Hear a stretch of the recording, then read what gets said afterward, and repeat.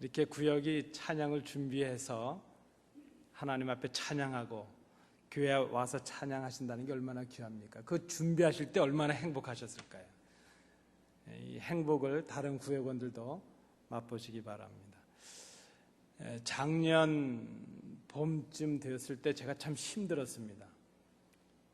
뭐 다른 것이 힘든 것이 아니고 저희 어머님이 거의 돌아가실 뻔했던 적이 있습니다.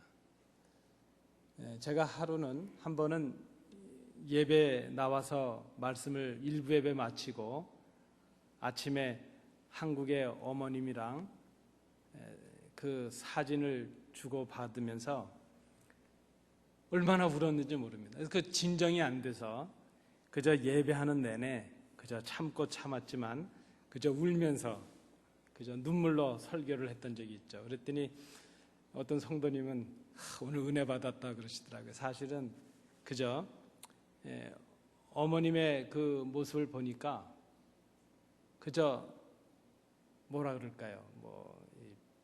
피골이 상접했다는 말이죠. 그저 그 모습을 볼 수가 없죠. 그렇게 고왔던 어머님이 그저 좀 심하게 얘기하면 얼굴이 막 미라 같은 것이죠. 곧 돌아가실 분 같은 것이죠. 제가 어머님께 여쭙습니다. 어머니 어쩌시려고 몸이 이렇게 됐냐고. 저희 어머님이 그러세요. 도대체 음식 맛이 없다는 겁니다. 뭘 먹고 싶은 마음이 없다. 먹지 않아도 배가 안 고프다. 그래서 제가 이렇게 말씀을 드렸습니다. 아니 음식 맛이 없으면 입맛으로라도 먹어야죠. 정 안 되면 물에 말아서라도 드시고 그래야 되지 않겠냐. 제가 막 역정을 냈죠. 그랬더니 저희 어머님이 그러십니다. 넌 언제 오냐 그러시는 겁니다. 어머니 제가 금방 가서 공부만 마치고 금방 돌아오겠습니다 했는데 10년이 지났습니다. 그저 늘 마음에 걸리는 것이죠. 어머님께 죄스럽고 부모님께 아들의 도리를 다 못하는 것 같아서 죄스럽습니다. 제가 지금 오늘 그저 이렇게 말씀을 드리는 것은 다른 의미로 드리는 말씀은 아니고 여러분 하나님의 말씀을 먹어야 우리가 삽니다. 때로는 말씀이 거부가 될 때가 있습니다. 음식이 거부가 될 때가 있으면 입맛으로라도 먹어야죠. 입맛이 없을 때는 음식 맛으로라도 먹어야죠.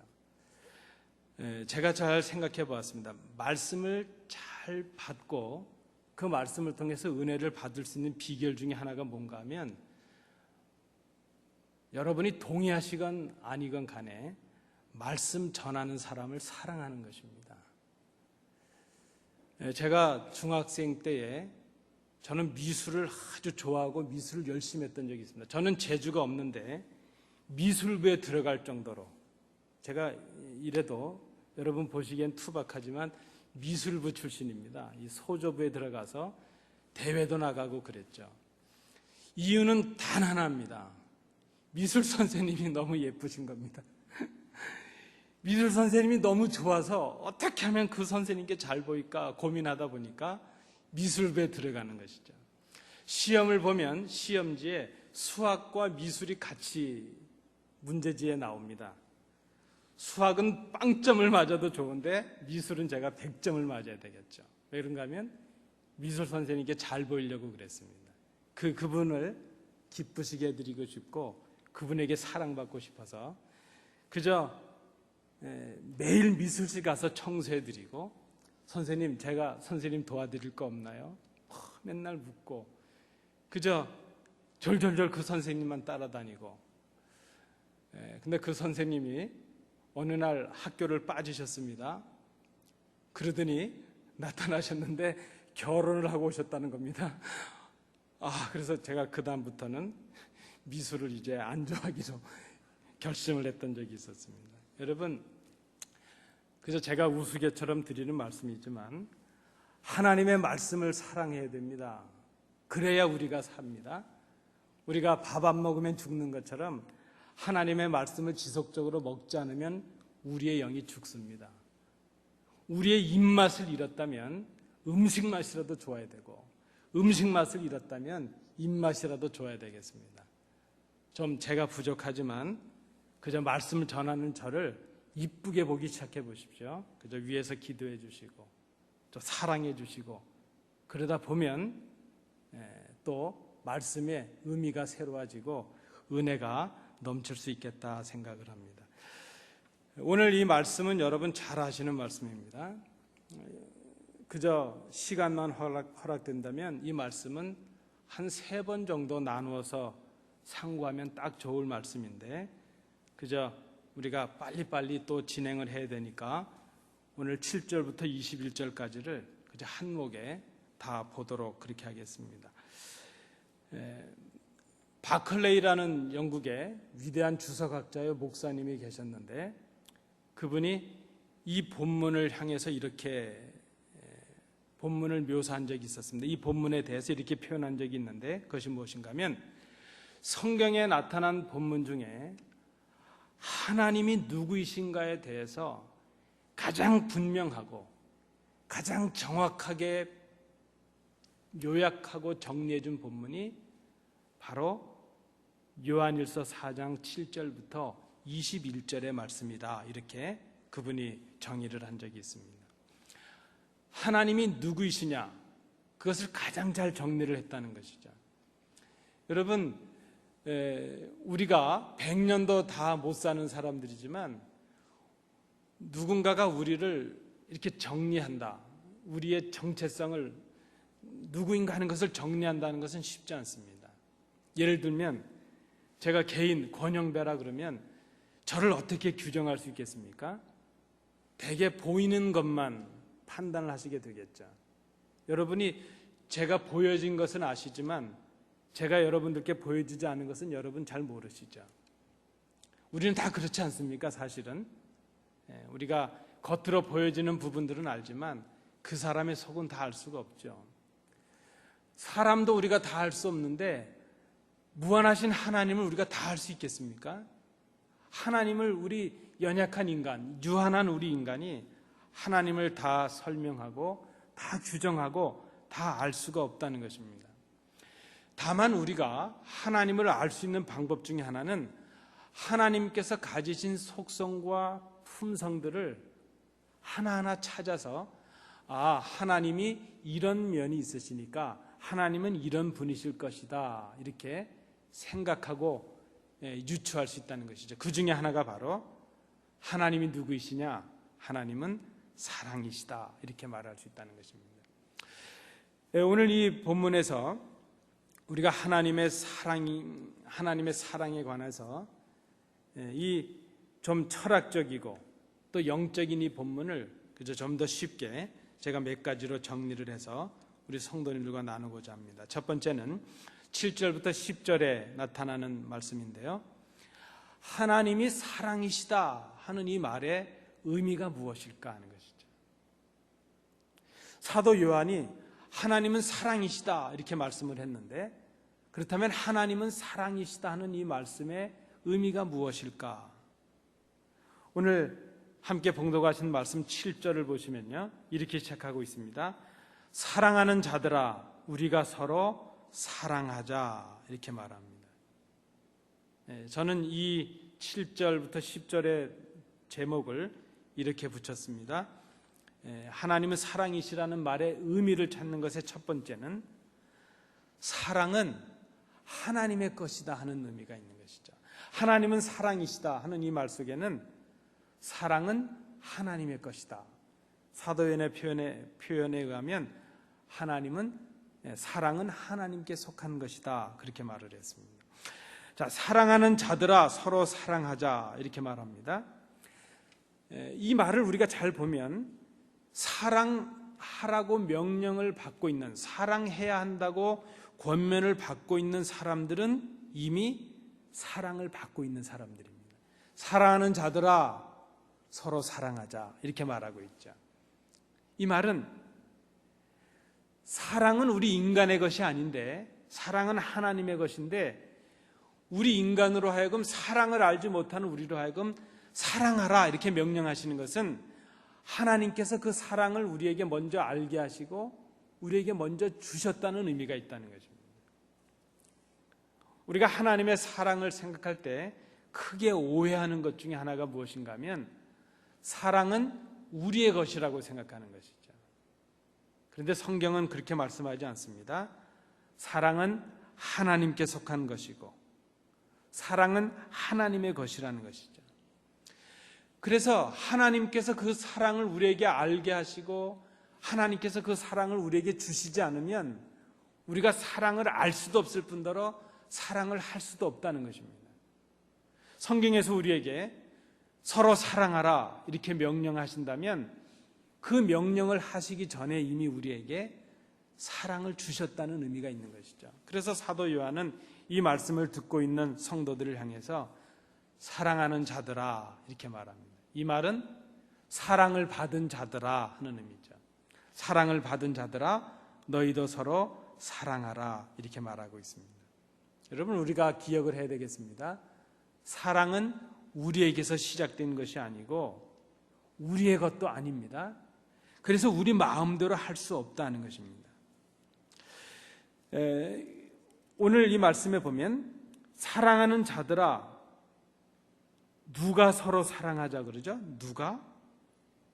우리가 너희는 서로 사랑하라 이렇게 2인칭을 쓰지 않냐고 1인칭 복수를 썼습니다. 우리가 서로 사랑하자. 여러분 보통 우리의 문제는 어디에서 있나 하면요 내 탓이다 하는데 문제가 있죠. 내가 사랑하지 않 당신이 사랑해야 되는데 당신이 사랑이 없어서 문제 이렇게 말합니다. 그런데 사도 요한은 그렇게 말하지 않죠. 우리가 사랑하자. 우리가 이 사랑해야 되는 문제는 저 사람의 문제가 아니고 나만의 문제도 아니고 우리의 문제라 하는 것을 우리가 생각해야 됩니다. 저를 한번 따라해 주시겠습니까? 우리가 서로 사랑하자. 네, 감사합니다. 하나님은 사랑이시다는 첫 번째 전제는 사랑은 하나님의 것이요 하나님께서 우리에게 사랑해 주셔서 사랑을 알게 하셨으므로 그 사랑을 우리도 서로 사랑해야 되는 존재가 되었다는 것을 말하고 있습니다. 두 번째, 하나님은 사랑이시라는 말의 의미의 두 번째는요, 하나님의 사랑을 알 수 있는 길은, 하나님의 사랑을 받을 수 있는 길은 오직 그리스도밖에 없다는 것입니다. 여러분, 우리가 어떻게 하나님의 사랑을 알 수 있습니까? 산에 가서, 아주 경치 좋은 산에 가서 뭐 폭포도 있고 그런 산에 가서 그저 수도를 오래 닦고 그저 돌을 오래 쌓으면 하나님의 사랑을 알 수 있겠습니까? 안 된다는 것입니다. 하나님의 사랑을 알 수 있는 유일한 길이 있는데 그것은 오직 예수 그리스도를 통해서만이 가능하다는 것입니다. 왜 그렇습니까? 예수 그리스도는 바로 이 세상에 나타내 주신 하나님의 사랑이기 때문입니다. 하나님의 사랑이 우리에게 나타나신 바 되었는데 어떻게 우리가 하나님의 사랑을 알 수 있게 되었고 하나님께서 어떻게 당신의 사랑을 우리에게 나타내 주셨는가? 죄로 죽어질 수밖에 없는 우리 인간을 위해서 독생하신 예수 그리스도를 우리에게 보내주셨다는 것입니다. 예수 그리스도를 통해서 우리가 하나님의 사랑을 알게 해주셨다는 것이죠. 그래서 여러분, 예수님을 믿지 않는 사람은 하나님의 사랑을 알 수가 없습니다. 하나님이 우리를 사랑하신 증거가 바로 아들 예수를 우리를 위해서 보내셔서 십자가에 죽게 하신 것, 그리스도가 인간의 몸을 입고 오신 것, 그분이 우리를 위해서 죽으신 것, 그것이 바로 하나님의 사랑이라는 것입니다. 하나님의 사랑은 독생자를 통해서 우리에게 나타나셨기 때문에 예수 그리스도를 통하지 않고는 하나님의 사랑을 알 길이 없다는 것입니다. 여러분, 신학교에서는 설교학이라는 과목이 있습니다. 그것을 한 12학점 정도를 듣게 되거든요. 뭐 설교의 역사, 뭐 설교의 방법, 설교 구성론, 또 뭐 설교의 실제. 설교의 실제 시간에는 설교문을 작성해서 학생들과 교수님 앞에서 설교를 하고 평가를 받기도 하죠. 그 설교의 실제 안에는 장례 예배 설교 같은 것도 있고 결혼 예배 뭐 실습하는 것도 있고 다 그렇죠. 그런데 이 설교학을 공부하는 학생들에게 하나님 그 설교를 구성하고 또 발표를 하게 될 때에 이 설교를 작성한 그 목적을 한 문장으로 요약을 하게 하죠. 설교 원고가 많지 않습니까? 그것을 한 대지로 줄일 수 있어야죠. 그리고 그것을 또 한 문장으로 줄일 수 있어야 되고 그것을 한 단어로 줄여야 되죠. 그 요약된 그 주제가 분명해야 설교가 분명하기 때문이죠. 우리가 하나님의 사랑을 그저 한 문장으로 요약한다. 한 단어로 요약한다. 어떻게 요약할 수 있을까요? 예수 그리스도로 요약할 수 있다는 것입니다. 하나님의 사랑이 무엇입니까? 예수 그리스도와 십자가가 하나님의 사랑이라는 것이죠. 제가 왜 설교학 시간 말씀을 드리려고 했는가 하면 그 설교의 실제 시간에 어떤 학생이 설교 원고를 작성하고 주제를 만들어서 발표를 하게 되었는데 제목이 무엇인가 하면 그것 때문에 그 학생이 교수님한테 혼쭐이 났습니다. 제목이 무엇인가 하면 사랑 누가 말했나 그거였습니다.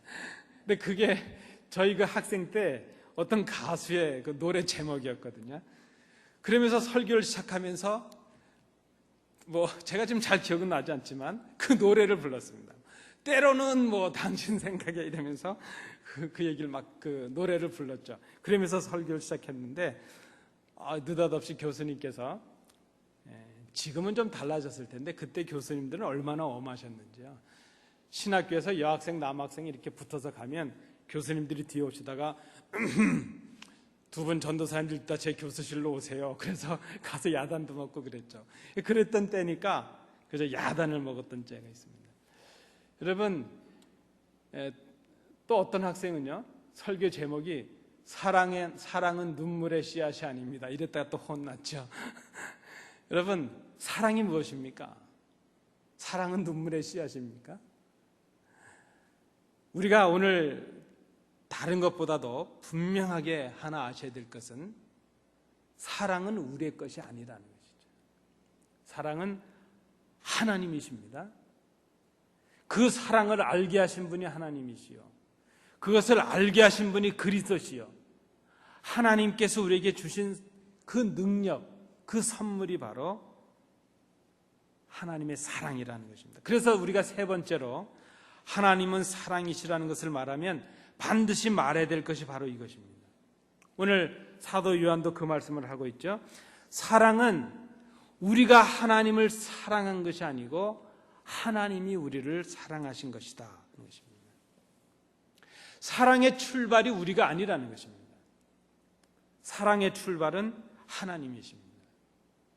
우리는 사랑을 알지 못한 사람이었는데 사랑이신 하나님께서 사랑이신 예수 그리스도를 이 땅에 보내심으로 우리로 하여금 사랑을 알게 해주셨다는 것입니다. 하나님이 사랑이시라는 이 말씀 속에는 그래서 하나님이 우리를 먼저 사랑하셨다 하는 의미가 있습니다. 여러분, 우리가 수고해서 은혜를 받는다고 생각하지 말아야 됩니다.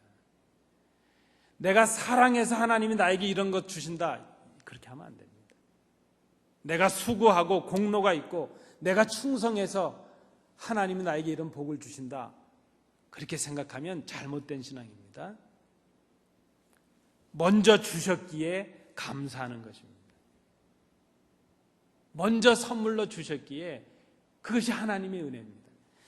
전혀 깨닫지도 못하고 알지도 못하고 그저 구분도 못하고 있을 때, 죄 중에 거하고 있을 때에 하나님께서 우리를 사랑하셔서 알지도 못하는 우리에게 독생자를 보내셔서 깨닫지도 못하는 우리에게 우리의 죄를 사하시는 길을 허락해 주셔서 예수를 믿음으로 하나님을 알게 하시고 예수를 믿음으로 그 하나님의 사랑을 깨달고 알 수 있도록 해 주셨다는 것입니다. 하나님이 우리를 먼저 사랑하셨다 하는 이 의미 속에는요, 그래서 우리의 사랑은 불완전하다는 의미가 있습니다. 우리를 향하신 하나님의 사랑은 완전하고 지속적입니다. 그런데 우리의 사랑은 지속적이지도 못하고 완전하지도 못합니다. 여러분, 제가 얼마 전에 한국의 무슨 칼럼을 하나 봤는데요. 미국은 어떨지 모르겠습니다. 최근에 한국에 결혼하는 젊은 결혼 부부의 10쌍이 3년 이내에 이혼하는 쌍이 4쌍이랍니다. 이건 심각한 거죠. 한국에 요새 최근에 심각한 것이 무엇인가 하면 아기를 안 낳는 겁니다. 심는데 뭐 하려고 아기 낳냐? 우리끼리 잘 살다 끝내자, 뭐 이런 거죠. 예전에는, 얼마 전에는 살 만큼 살고 이제 나도 당신도 자유롭게 살자, 그래서 마지막 아들 결혼시키면서 헤어지는 부분이 있었답니다. 근데 지금은요, 결혼한 젊은 부부들이 이혼을 한다는 것입니다. 왜 그럴까?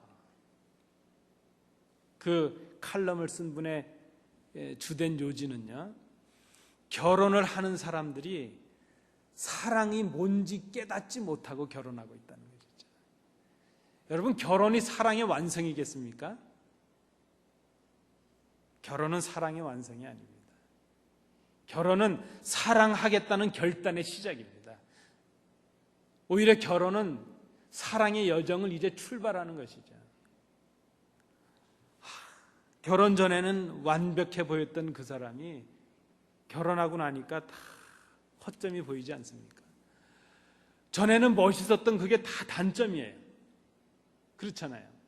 그렇지만 그것을 보듬어 안고 서로 이해하고 용납하고 살아가는 것, 그것이 사랑이 아니겠습니까? 우리 송 권사님께서 맞다고 그러시는 것 같아요. 여러분, 하나님이 우리를 먼저 사랑하셨다는 것, 완전한 사랑은 하나님 사랑밖에 없다는 것입니다. 그래서 우리가 사람에게 실망하지 말아야 됩니다. 사람은 노력하지만 사람의 사랑은 완전할 수가 없고 지속될 수가 없습니다. 우리가 하나님의 사랑을 온전히 배울 때만이, 그리스도를 통해서 하나님의 사랑을 알 때만이, 그 사랑을 실천할 때만이 온전하게 하시는 하나님의 사랑을 힘입을 수 있다 하는 것을 우리가 생각해야 될 것입니다. 자, 여러분, 7절부터 10절의 이 말씀, 특별히 9절과 10절 말씀 우리 함께 다시 한번 봉독해 보시겠습니다. 9절 10절입니다. 하나님의 사랑이 우리에게 이렇게 나타난 바 되었으니 하나님이 자기의 독생자를 세상에 보내심은 그로 말미암아 우리를 살리려 하심이라. 사랑은 여기 있으니 우리가 하나님을 사랑한 것이 아니요 하나님이 우리를 사랑하사 우리 죄를 속하기 위하여 화목 제물로 그 아들을 보내셨습니다.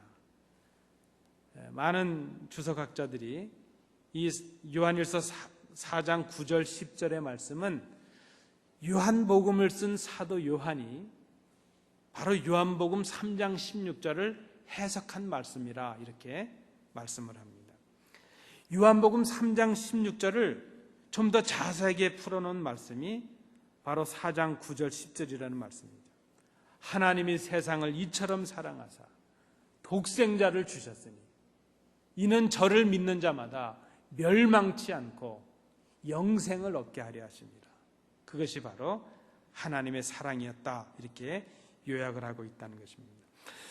자, 우리가 먼저 첫 번째는 하나님은 사랑이시다 하는 의미를 7절부터 10절의 말씀으로 생각해 보았습니다. 이번에는 11절부터 16절 상반절의 내용을 통해서 그러면 하나님의 사람이라는 것을 어떻게 알 수 있느냐 하는 그 제목을 가지고 한번 생각해 봅니다. 결론적으로 말씀을 드리면 하나님의 사람인가 아닌가를 구별할 수 있는 기준은 그가 사랑을 실천하고 있느냐 아니냐 여기에 달려 있다는 것입니다.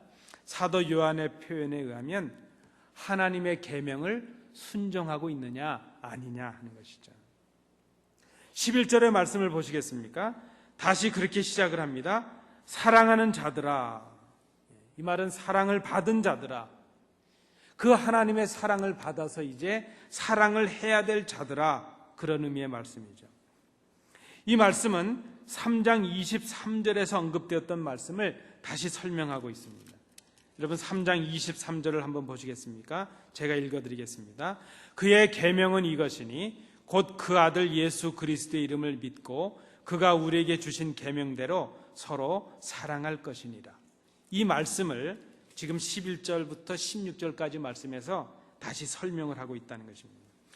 자, 하나님의 사람인가 아닌가 하는 것을 구별할 수 있는 첫 번째 기준, 그것은 그가 지금 서로 사랑하는 사람인가 하는 것이죠. 사랑하는 사람은 하나님의 계명을 지키는 하나님의 사랑이라 하는 것입니다. 하나님의 계명이 무엇입니까? 서로 사랑하는 것입니다. 여러분 저를 한번 따라해 주십시오. 서로 사랑하자. 서로 사랑하겠습니다. 약속하셨습니다. 우리가 서로 사랑하면 하나님께서 우리에게 주신 계명을 지키는 사람이에요. 그 계명을 지키는 사람을 성경은 하나님께 속한 사람이라 이렇게 말씀하고 있다는 것입니다. 자, 이 사랑이 하나님의 것이요, 하나님의 명령이라면 이 사랑은 내가 원하면 하고 원하지 않으면 안 하고 그래서는 안 되는 것이라는 것이죠. 우리는 선택의 결정권이 없습니다. 하나님께서 명령하신 것이기 때문에 반드시 해야 되는 것이죠. 마땅히 해야 되는 것입니다. 하나님의 사람이라는 것을 알 수 있는 첫 번째 기준은 서로 사랑하는 것이라 그랬습니다. 이 하나님의 계명의 핵심이 무엇이냐? 사랑이죠. 사랑.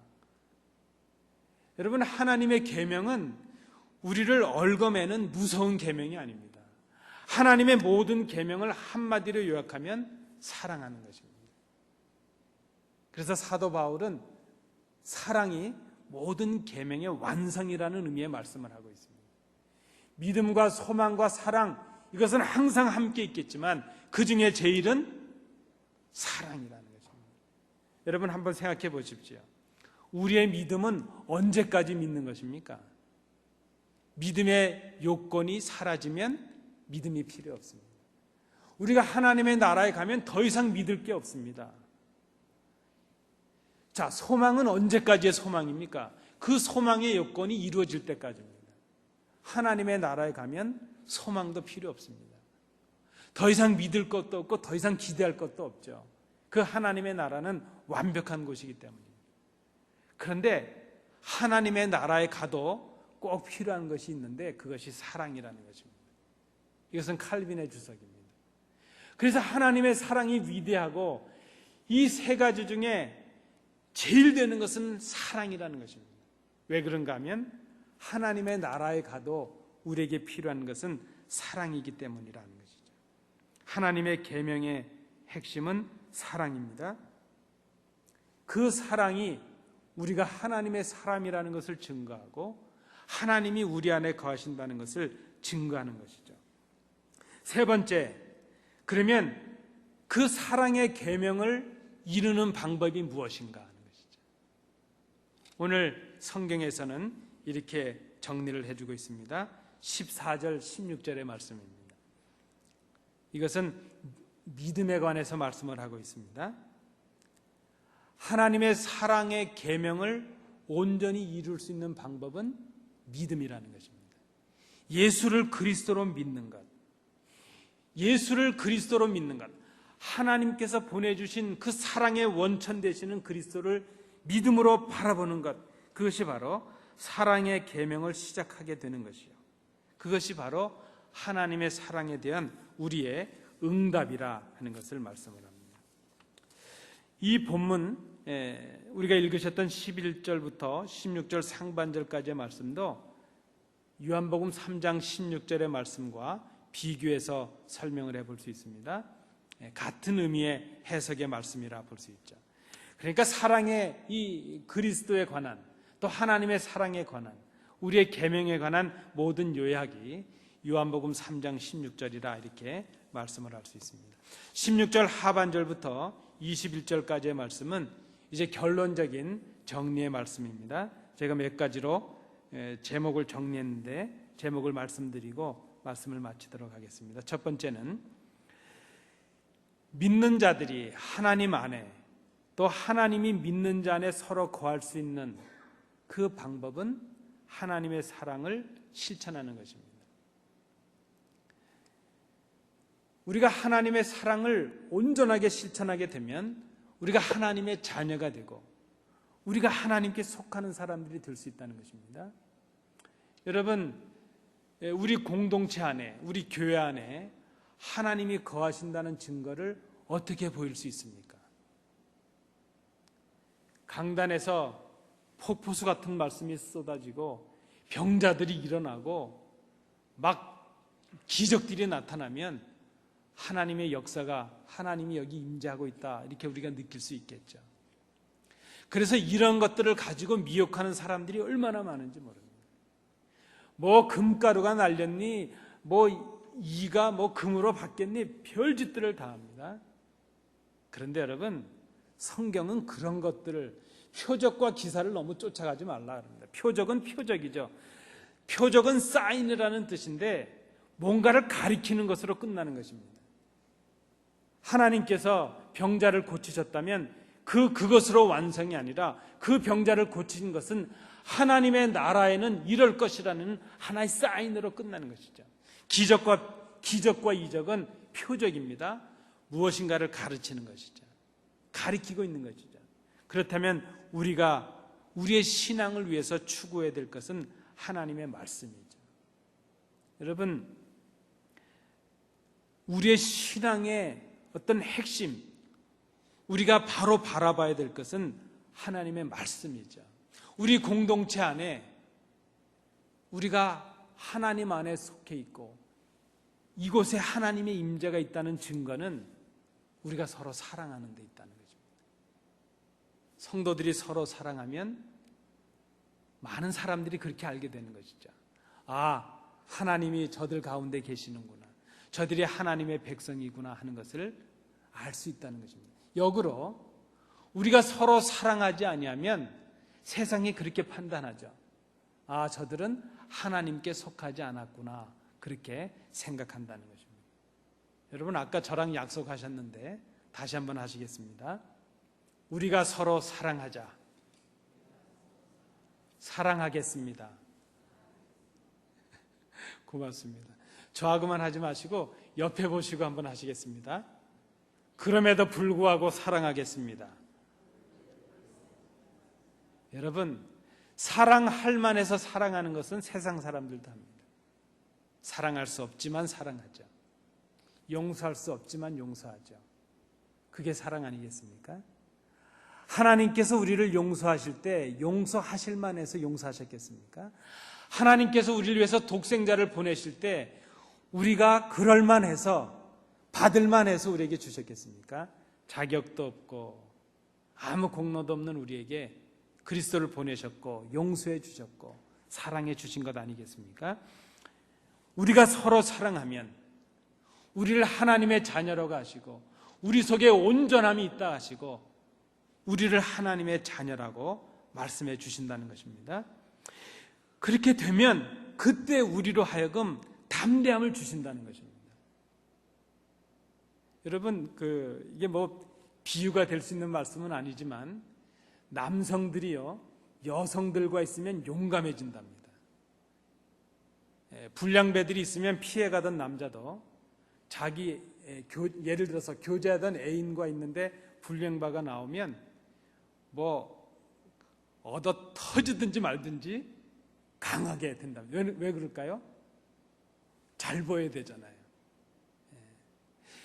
사랑하게 되면 담대해질 수 있습니다. 그런 말이 있지 않습니까? 여러분 잘 아시는 말씀이에요. 여성이 얼마나 연약합니까? 그러나 아기 앞에 어머니는 위대한 여성이 됩니다. 여러분, 이 사슴들, 저는 뭐 우리 마당에서 늘 사슴을 보니까요, 사슴들이 얼마나 연약합니까? 그 산만한 등치를 해가지고도 피해 다니죠. 그런데 가끔 새끼와 함께 있는 사슴은 조심해야 됩니다. 사슴이 그저 요만해서 그 흰 점들을 달고 요만한 게 나왔을 때 그때 사슴 어미들은 대단합니다. 사람을 봐도 도망가지 않습니다. 그때는 오히려 이러면서 막 사람에게 대드는 신용도 하죠. 미물도 자기 새끼 앞에서는 강해지는 것이죠. 여러분, 사랑하게 되면 담대해질 수 있습니다. 사랑하게 되면 자기 것을 손해보고 희생하는데도 기꺼이 할 수 있습니다. 우리가 사랑하게 되면 그저 그를 위해서, 그가 기뻐하는 것을 위해서라면 내가 손해를 보건 내가 뭘 하든 간에 그 담대해짐을 경험할 수 있다는 것이죠. 그 담대함이 어디서 오는가? 오늘 사도 요한은 하나님을 사랑하면 담대해진다고 말씀을 하고, 그 담대함은 바로 하나님의 말씀에 순종하는 데서 온다 말씀합니다. 그 말씀은 바로 하나님께서 주신 계명이죠. 사랑하라 하는 계명입니다. 여러분, 사랑은 위대한 힘이 있습니다. 우리가 사랑하면 두려움이 물러갑니다. 우리 가운데 두려움이 있고 문제도 있고 우리를 불안하게 하는 모든 문제들, 그 문제들의 실제 원인은 우리가 사랑하지 않기 때문입니다. 사랑하라 하신 하나님의 말씀에 순종하지 않기 때문입니다. 그저 이를 좀 지끈 악물고 좀 내 마음, 내 개인적인 생각들 좀 뒤로 하고 그저 하나님 주시는 그 말씀, 하나님께서 우리를 사랑하시고 좋은 길로 인도해 주실 것이라는 그 믿음을 가지고 하나님께서 말씀하신 대로 사랑해보죠. 그저 좀 손해를 볼지라도, 내가 좀 피해를 본다 할지라도, 내가 좀 희생을 해야 된다 할지라도 사랑하고 그 말씀에 순종하게 되면 하나님께서 우리에게 담대함을 허락해 주신다는 것입니다. 얼마 전에 제가 구역예배 갔을 때 우리 어떤 성도님께서, 제가 한번 말씀을 드렸죠. 우리 장로님 한 분께서 이런 말씀을 주셨습니다. 사랑이라고 하면서 희생했다고 말하는 것은 진짜 사랑이 아닌 것 같다. 제가 그 말씀이 두고두고 생각나는 것입니다. 사랑을 말하면서 내가 당신 때문에 이런 손해를 보고 있고 내가 당신 때문에 이런 희생을 당하고 있다, 이렇게 생각한다면 그것은 사랑이 아닐 수 있겠구나 하는 생각입니다. 여러분, 그리스도께서 우리를 위해서 십자가에 죽으시면서 그 십자가에 죽으실 때에 야, 내가 안 죽어도 되는데 너희들 때문에 억울하게 죽는다 그러셨겠습니까? 너희들이 지금은 모르지 그러나 이다음엔 알 것이야. 그 크신 사랑으로 제자들의 발을 씻겼지 않습니까? 깨닫지도 못하는 그 제자들을 뒤에 두시고 십자가에 달리시면서 그 죽기까지 우리를 사랑해 주셨지 않습니까? 그 주님의 담대함이 어디서 왔을까? 사도 요한은 자기가 옆에서 지켜본 주님을 통해서 그것을 알게 된 것이죠. 그 아들 예수께서 십자가에 죽으실 때에 하나님의 사랑을 의지하고 그 하나님의 계명에 순종하게 될 때에 기꺼이 십자가를 지시는 담대한 모습을 갖게 되셨다는 것을 사도 요한이 보게 되었습니다. 그래서 그도 지금 그 성도들 앞에 그것을 전하고 있는 것이죠. 우리는 연약하지만, 지금 두려움 가운데 있지만 우리가 하나님의 말씀, 그 계명에, 사랑하라 하신 그 계명에 순종하게 되면 우리가 담대해질 수 있다는 거죠. 모든 두려움이 사라질 수 있다는 것이죠. 여러분, 우리 가운데 문제가 있습니까? 우리가 두렵습니까? 불안합니까? 확신이 없습니까? 그것을 이길 수 있는 방법은 서로 사랑하는 것입니다. 오늘 우리가 이것을 결단해야 될 것입니다. 이 하나님의 말씀 앞에 우리가 순종해야 될 것입니다. 19절 21절은 우리에게 이렇게 권면합니다. 하나님을 사랑한다고 말하면서 형제를 미워하면 그 사람은 거짓말쟁이다, 이렇게 말합니다. 여러분, 나를 속이는 것이요, 성도를 속이는 것이요, 하나님을 속이는 것입니다. 우리가 하나님을, 보이지 않는 하나님을 사랑한다고 말하면서 보이는 우리의 형제들을 사랑하지 못한다면 그 신앙은 가짜입니다. 오늘 우리가 결단해야 될 것입니다. 하나님, 사랑할 수 있는 용기를 주십시오. 하나님의 계명에 순종할 수 있는 용기를 주십시오. 우리 주님께서 십자가에서 하나님의 말씀을 순종하심으로 담대해지셨던 것처럼 우리도 서로 사랑함으로 담대할 수 있게 해주십시오.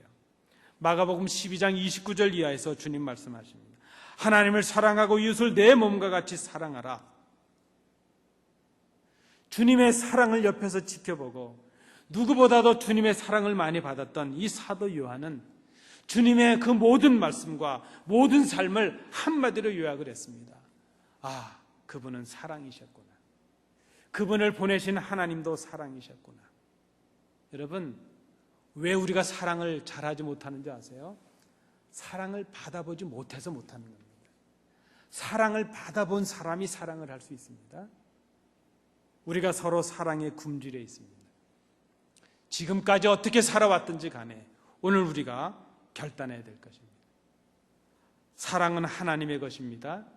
예수를 십자가에 죽으심으로 그 사랑을 우리에게 주셨습니다. 우리가 그 하나님의 사랑에 보답하는 길은 예수 그리스도를 본받아서 우리도 서로 사랑하는 것입니다.